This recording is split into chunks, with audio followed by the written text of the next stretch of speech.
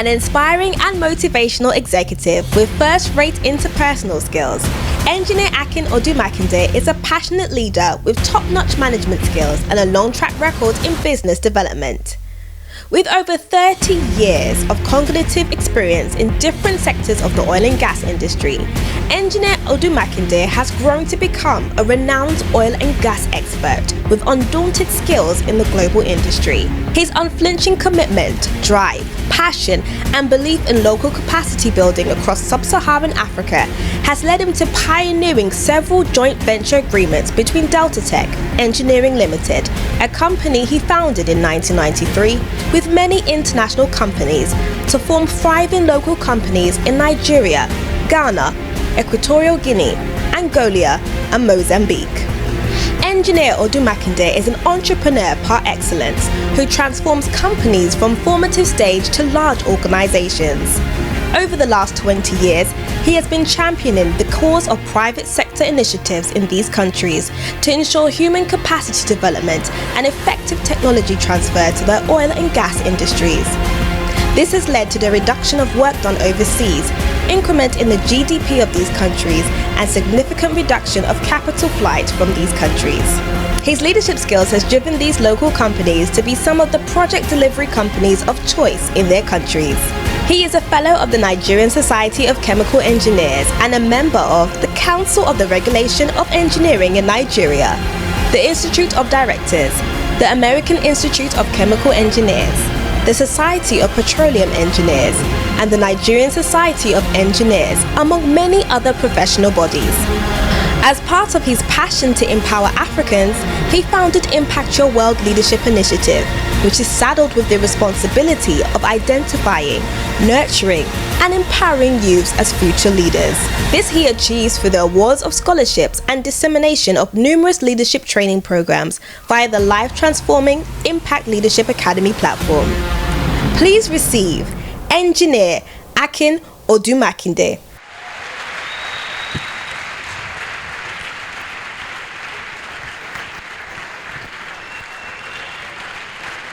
Wow.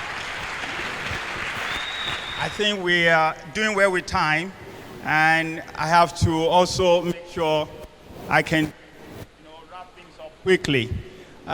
Joseph, do you have my presentation? I'm going to talk about the unstoppable achiever. I think everything from the two speakers today are those ingredients that you need to be unstoppable achiever. An achiever is a leader. If you are not a leader, you can't be an achiever. And a leader has to do many uncommon things. And today I will just speak from my own personal experience. Madam Modupe, you were talking about being criticized. I live with criticism. And sometimes it's very difficult for a leader to express his vision when the person you are expressing that vision to does not have the ingredient of leadership. And so you stand to be criticized. But if you do not do something or not willing to do something different, then you can remain at the comfort zone. Comfort zone is good. I tell people around me that when I move from one level to another, it's always a challenge that takes me from that level to another level. But when I remain at that level, that's my comfort zone. A lot of time, what we consider success is you do something different and you get the accolade, and then you realize that you have a gift you never thought you had. But if care is not taken, you may remain there and stay there and think that's all I need to have. And that becomes your permanent comfort zone. But meanwhile, there is a season for comfort zone, there is a season for the next step, you need to take. So for me, can you give me some highlights of my discussion? Yeah? Anyways, What I'm going to share with you is to tell you a story of how life has treated me. It's your choice how you want to live your life. Words are very powerful. Words spoken to you by your parents, words upon you even by your peers. And for me, I had the opportunity to make a determination that I will be somebody. And in my own strategy, I measure success by what I'm able to achieve per year. If I start a new year with something that I carry over from last year, and I end up in that year without something new, I'm on my comfort zone. So you can take your comfort zone on a yearly basis. And comfort zone or challenges, you see, I heard people say here, brace your fear. Fear is good for you. Fear is what everybody consider challenge. Challenge for me is where you see something and you wonder, how am I going to do it? And then if you're not careful, the spirit of fear will set in. And if you walk away from that spirit of fear, then you are not going to progress to the next level. And so when I started in the United States when I decided I was going to come back to Nigeria. And coming back to Nigeria was a major, major challenge. And I will tell you why. I had said to you earlier, when I got to America, I was a dishwasher going to school. Now I graduated from school. I got my first job in one of the Fortune 500 oil and gas company, Aqua Oil and Gas. And things were very, very good. That's where Frank Ene, met about 27 years ago in California. And I was in this company, again, just like I was the only black engineer in my class, I was the only black engineer in this company. And I wanted to do so much because something inside of me kept saying, you need to learn here and take it back home. I didn't understand it. So there are frustration sets in. That frustration led me to start speaking to people around me. But fear of leaving a well-paid job, at that time I was being paid about $50,000 a year. I was riding a Porsche, I had a home, but what you consider a home in America is not the same home in here. In America, when you say you have a home, you just pay 10%, and it takes you 30 years to pay off. And if you ever lose your job, that house is gone. But then you will have to live American dream. I was living that American dream, but deep inside, I was not happy. I was not fulfilled. And then frustration sets in. In the course of sharing my frustration to my peers went and reported me to my boss that I wasn't happy working here. Here I wanted to come to Nigeria, but the fear factor would not allow me to make that decision. God made the decision for me. It came to a point, they were selling all the oil fields. I had to relocate. They told me to go to Alaska. I won't go to Alaska because it was too cold. It was a cold area. And they told me, we have no choice but to pay you a severance package. A severance package is a layoff. So I was laid off. And that fear that I was afraid challenges or decision to take to say I will come to Nigeria because I wasn't sure how it would plan out. God factor came in.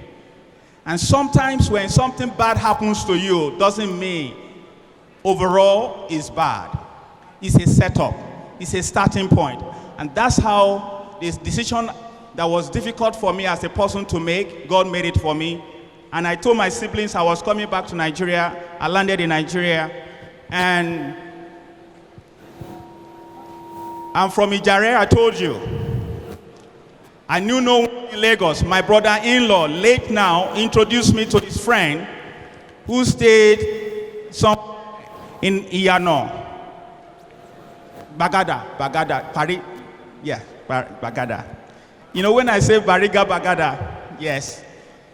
You know, I shared his 3-bedroom with him. I was coming from a place where I had my own house, I had everything. Then I came to Nigeria. I only had to share 3-bedroom flat by staying in the guest room. And that guest room for 15 months was very tormenting. But this period was a period that I started to learn and relearn about Nigeria, because the mentality of America, when you bring it to Nigeria, it won't work.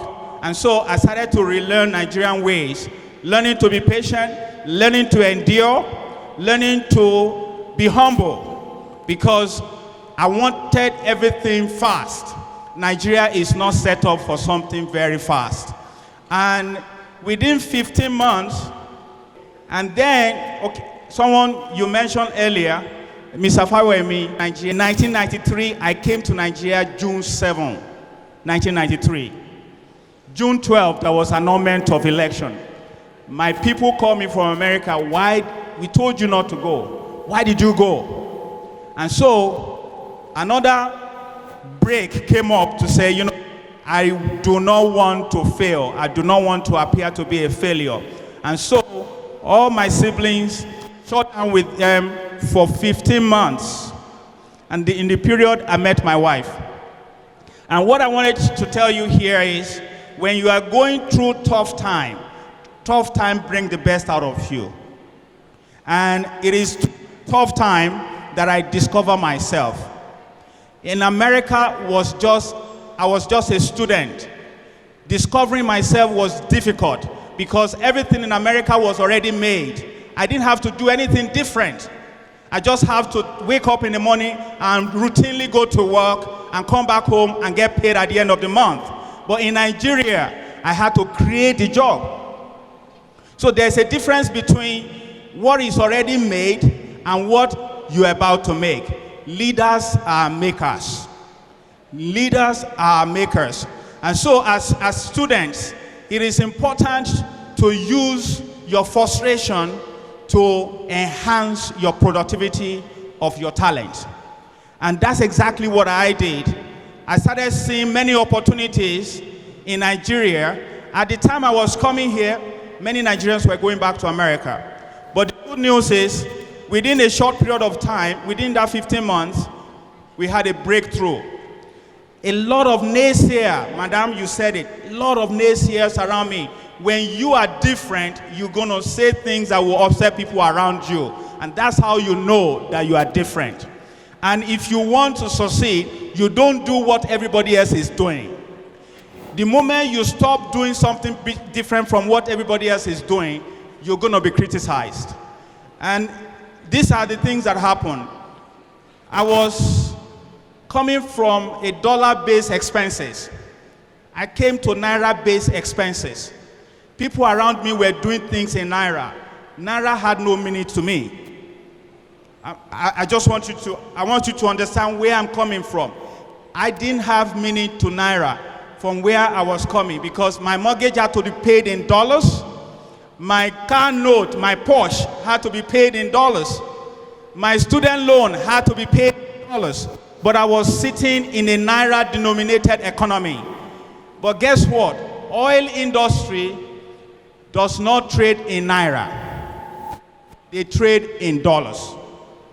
And so, the people around me, I couldn't voice my frustration, but I will mentally calculate when they are putting their proposals together.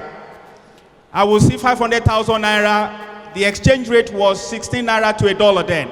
I quickly calculated it. I said, 500,000 Naira. That's not what I came for Nigeria to do.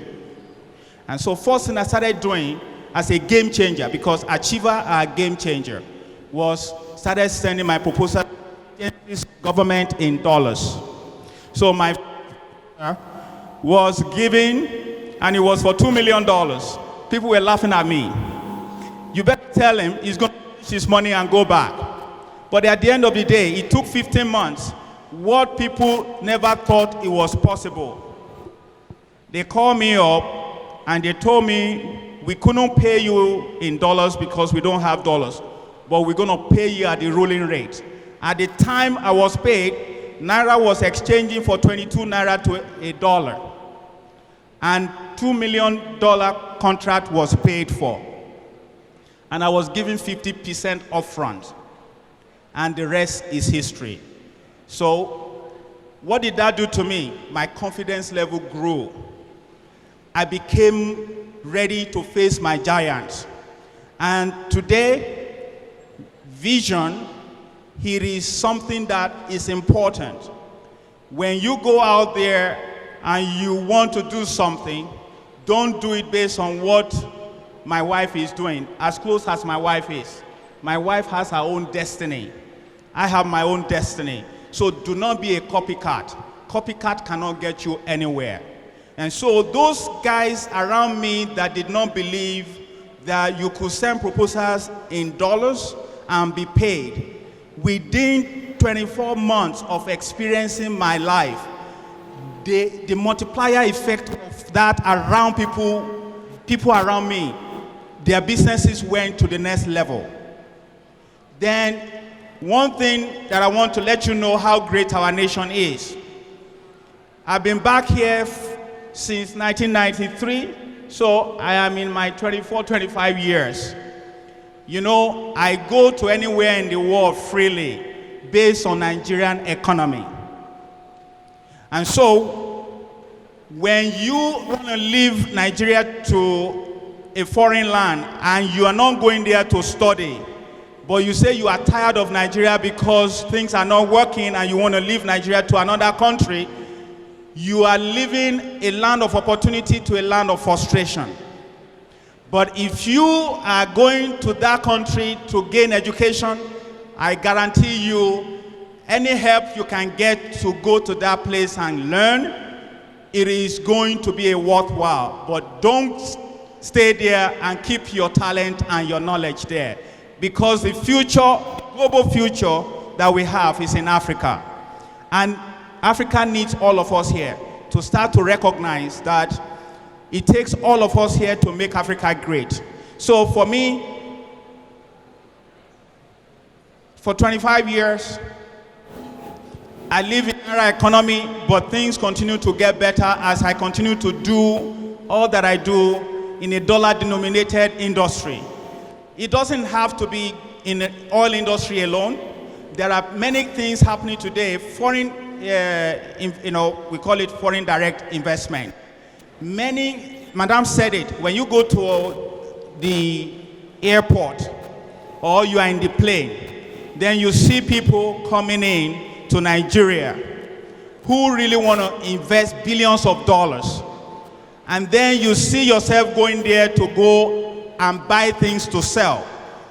There is a difference between both of you. Those that are in buy and sell business remains so stagnated because it's a function of foreign exchange.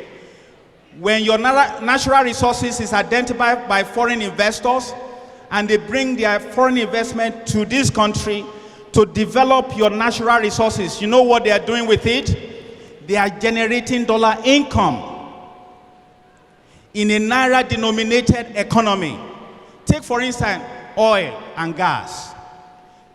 ExxonMobil, Chevron, they bring billions of dollars every year developing, oil production platforms, building huge deep water projects in billions of dollars, and then they are exporting our product to their country in dollars.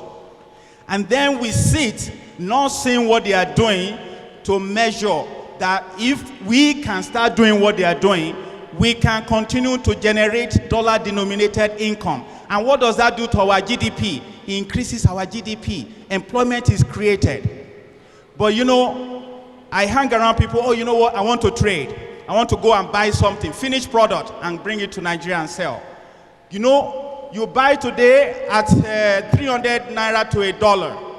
Then 6 or 4 months down the road, devaluation hits. Your income is gone. And you are back to square one.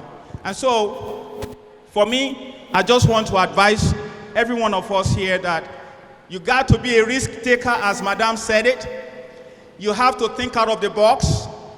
and you have to face your giant. But one thing that is important in all this, because this is very simple, it's not magical. Do what God created you to do. For me, blessings or successes is not in the abstract, or it's not in the physical, it's in the abstract, called vision.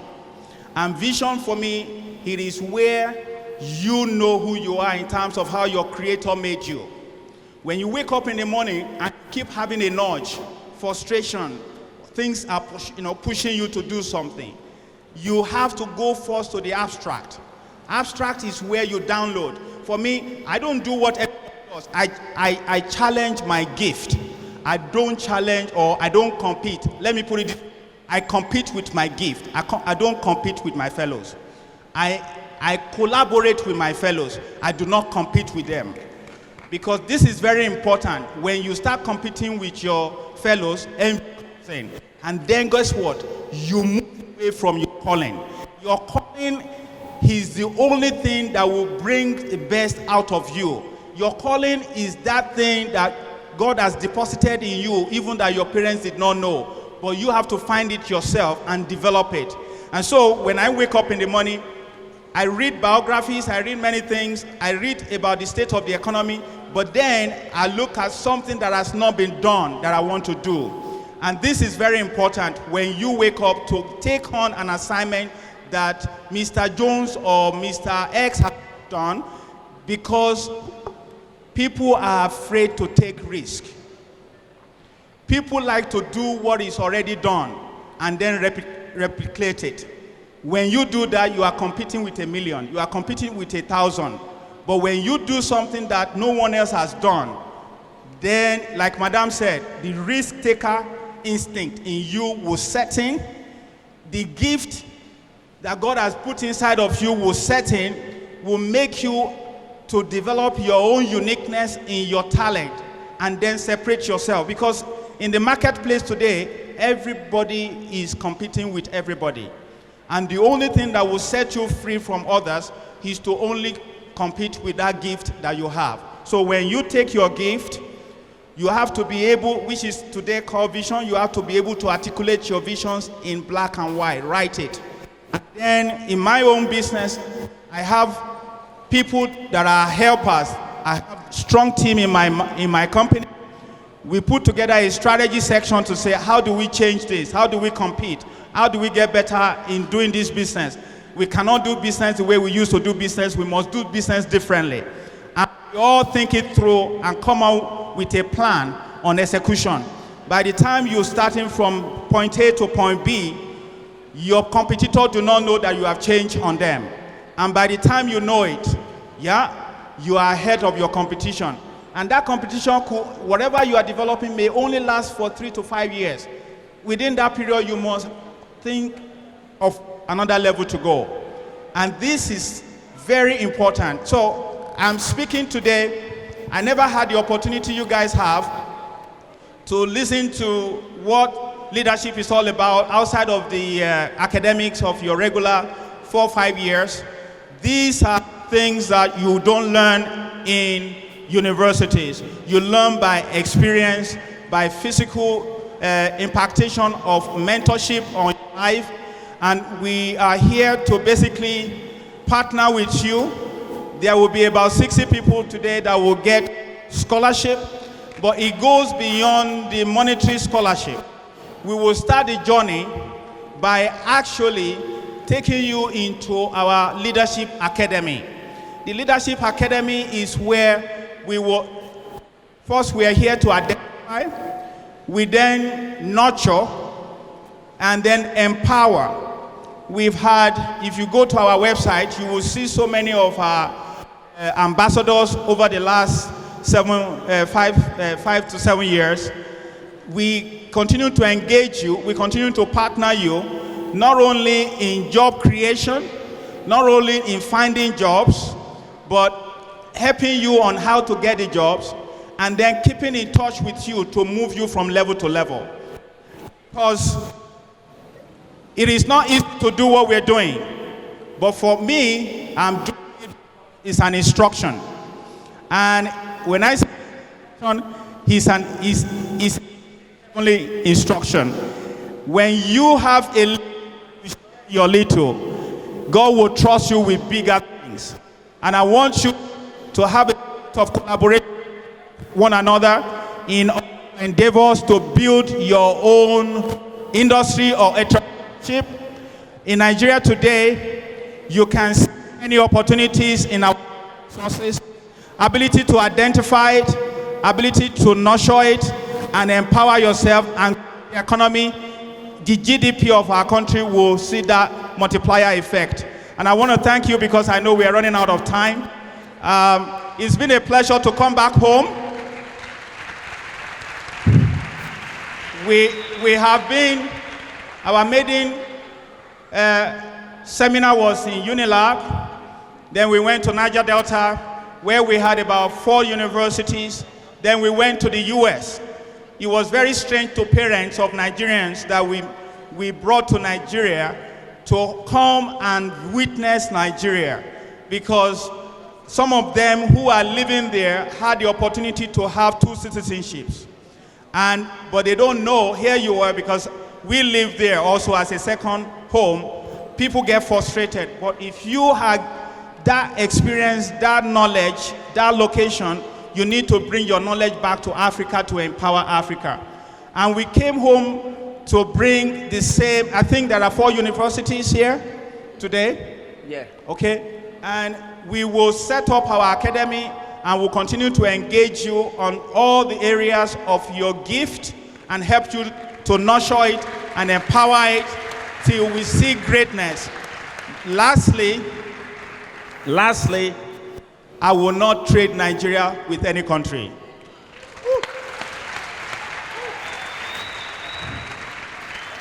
You know, I had the opportunity to send my kids to school abroad, but the income comes from Nigeria. So, if the income is coming from Nigeria, that means rate is in. So I'm saying this because I'm an American as a second citizenship. But if I stay more than 1 week in America, the pull back to what you see as chaos, the pull is so spiritual. I'm always wanting to come back home. And when you dig deep and see what God has endowed us with, we need brains like you to collaborate and develop our country and bring those natural resources and human capital that will take our nation to the next level. So good things happen in Nigeria, and I want you to know it will happen for all of us. Thank you very much. Life would be simple.